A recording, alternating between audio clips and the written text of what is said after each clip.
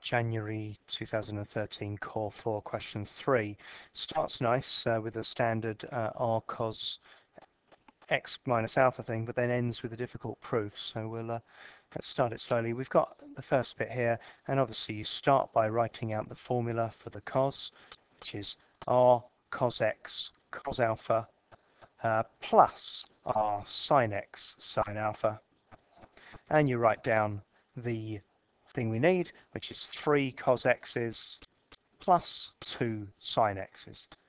You notice that the cos x matches with the cos x, and so 3 is r cos alpha. You notice that the sine x matches with the sine x, and so 2 is r sine alpha. To find out what r is, you square both of these and then square root it. So we've got the square root of 13, 9 and 4, 13. To find out what alpha is, we divide them. So r sine alpha, r over r cos alpha. It's the same as the r's cancel out, and so that gives us tan alpha, and that is 2 over 3.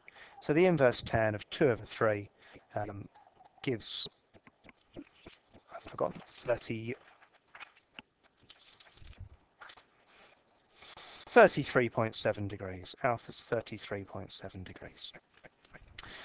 We're then asked to find out what the minimum value of this is. So I'll do this one up here. We're just going to write this out now. It's root 13, the cos of x minus 33.7 degrees. And you know that a cos graph goes up and down between 1 and minus 1. And so this is a root 13 times that. The minimum it's going to be is minus root 13, the lowest it can ever happen. And that happens when the cos is minus 1. Well, when you inverse cos minus 1, of course, you get 180 degrees. And we've now got to add this 33 on, and adding that 33 on gives us 213.7 as our answer. That's pretty simple for 3 marks, an old bit of Core 2 work. Rolling down a bit now, trying to do this proof.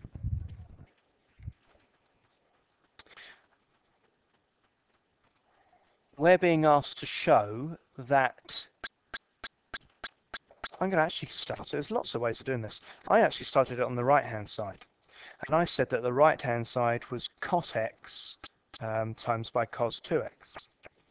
I wrote out my cos x one. Cos x is cos over sine. And the cos one I wanted a 1 there, because when I multiply this out, I want to get that cot back again. And the cos 2x formula is it's 1 minus 2 sine squared x's.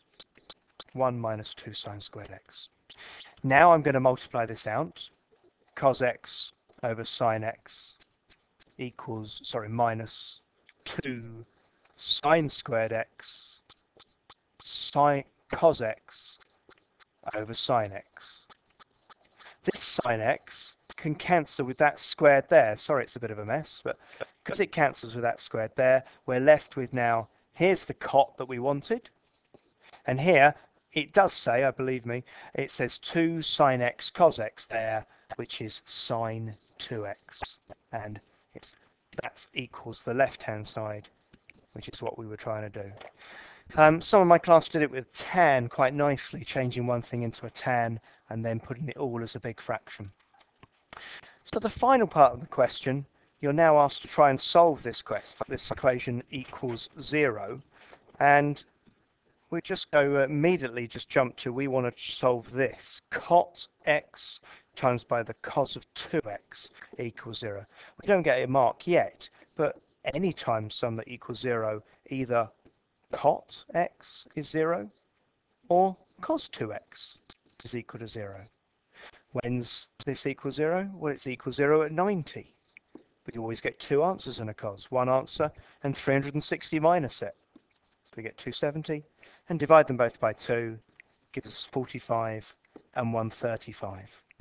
Now, lots of people thought that this wasn't possible. Now, if I want the cot of x equals 0, they said I want the tan of x equals 0. No, you want the tan of x to actually be infinite or undefined. And the tan graph starts at 0 and goes whoop, and it's undefined there at 90. So x here was equal to 90. The cot of 90 is 0. The mark scheme offers lots of different versions for the proof, but there's one there, that's on the left-hand side. That one there, you have to take a factor of 1 over sine x out to do it. And the examiner's report says that people, well over half, scored 6 or more, but part B was difficult.